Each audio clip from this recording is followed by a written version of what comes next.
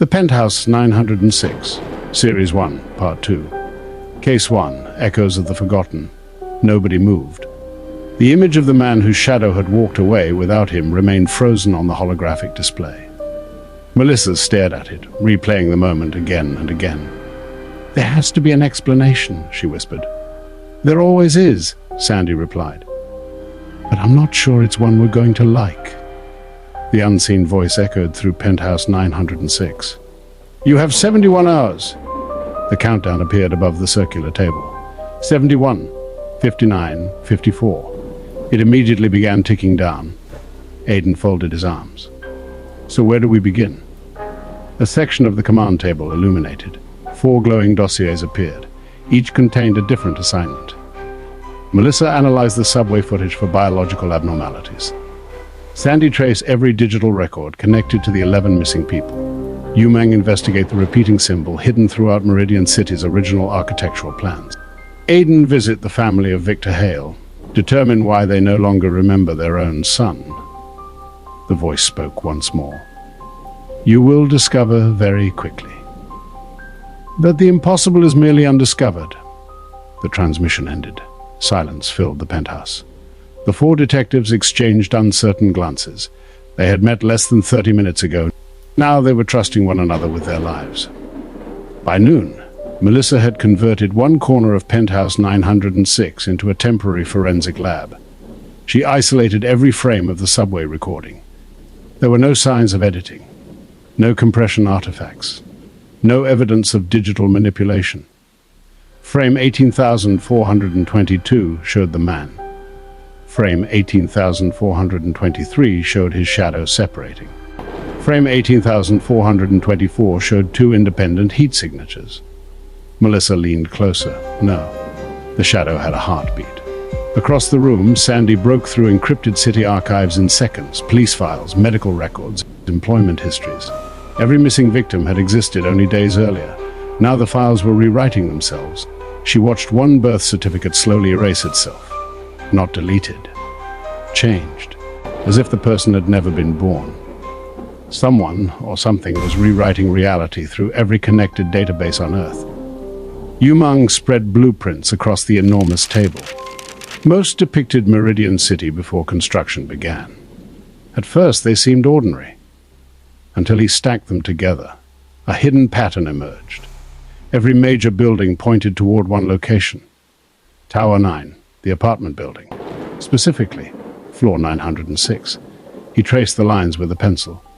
"It isn't a building." Melissa looked over. "What? It's a beacon." Before she could ask another question, every monitor in the room flickered. A whisper filled the speakers, not words, just breathing, slow, patient, listening. Meanwhile, Aiden arrived outside Victor Hale's former home. Children played in rain in the front yard. A woman answered the door. "Can I help you?" "I'm Detective Aiden. I'm here about Victor Hale." Her smile disappeared. "I'm sorry. I don't know anyone by that name." Aiden showed her a family photograph. Victor stood between her and her husband. She frowned. "Someone edited this picture." "No, this is the original." She shook her head. "We've only ever had one child." But the photograph clearly showed 2. A little girl walked into the hallway. She looked at the picture. Her face became pale. Quietly, she whispered, "That's my brother." Before her mother could respond, the little girl screamed. Blood trickled from her nose. Her eyes rolled upward. Seconds later, she blinked, confused. "Who are you?" She no longer remembered saying anything. That evening, the 4 detectives agreed to meet somewhere away from the case. Somewhere normal, somewhere human. They chose Onda Lounge, a relaxed hangout restaurant known for handcrafted meals, fresh coffee, and city views beneath the endless rain. For the first time all day, they laughed, shared stories, talked about their lives before Penthouse 906. Melissa discovered Sandy secretly loved old detective novels. Yumang admitted he collected antique maps. Aiden confessed he had nearly retired after the Black Harbor incident. For one brief hour, they forgot about disappearing people, forgot about impossible shadows, forgot about the countdown. None of them noticed the man sitting alone in the far corner, head lowered, listening. He never looked at them.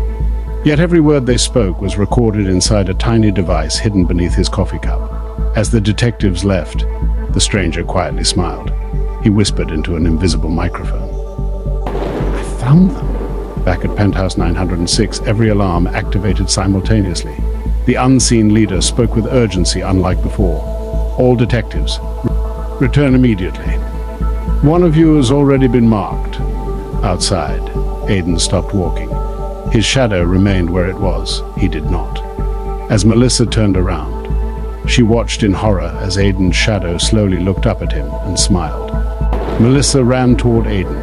"Aiden!" The streetlights flickered as thunder rolled across Meridian City. Rain hammered the pavement, but the city had become strangely quiet. The traffic had stopped. Every passing pedestrian stood perfectly still, staring blankly into the distance. Aiden couldn't move. His own shadow stood several feet away, no longer connected to his feet. "What is happening?" he whispered. The shadow slowly turned toward him. It had no face, no eyes. Only a silhouette darker than the night itself. Then it took one step. Aiden gasped as a sharp pain shot through his chest. Melissa reached him just as he collapsed. "Aiden!" Sandy immediately called emergency services. No signal. Every communication device displayed the same message, no network found. Yumang knelt beside Aiden. His pulse was weak. "There isn't any blood." Melissa looked down. There wasn't a wound. Instead, Aiden's skin was fading. Tiny sections of his arms became transparent, as though pieces of him were being erased from existence. His breathing slowed. He looked at his teammates one final time. "If I disappear, don't let it win." His body dissolved into thousands of dark particles that drifted upward into the storm clouds. Within seconds, nothing remained. No body, no clothing, no DNA. Only his detective badge lay on the wet pavement. Silence. Melissa picked up the badge with shaking hands. This can't be happening. Then something even worse happened. A nearby couple looked at the detectives. "Who are you talking about?" "The man who was standing here," Melissa replied. There was never anyone else. The world had already forgotten Aiden. Only Penthouse 906 remembered. Back inside Penthouse 906, the command center fell silent. A new photograph appeared on the central display. The original team photo. Melissa, Sandy, Yumang, Aiden. Without warning, Aiden's image slowly disappeared from the photograph. The empty space closed itself, as if he had never been there. Melissa slammed her fist on the table. "No!" The unseen leader finally spoke. "You have witnessed a complete erasure. It cannot be reversed." Sandy stared in disbelief. "So we're supposed to just move on?" "No. You are supposed to survive." A new file appeared. Detective candidate. Status activated. Across the city, a man sat alone inside a crowded commuter train. He wasn't reading. He wasn't looking at his phone. He was listening. Not with headphones, with purpose. He could hear dozens of conversations at once, a whispered business deal, a child asking her mother for ice cream. Two detectives discussing an old cold case. He filtered every sound effortlessly. His name was Dylan. For years he had worked as a private intelligence investigator, uncovering truth simply by listening. He could notice conversations others missed, read subtle patterns in speech, identify lies from tiny changes in breathing, and quietly gather information without anyone realizing they were being observed. His colleagues jokingly called him the Wall. Because walls always heard everything, his phone vibrated.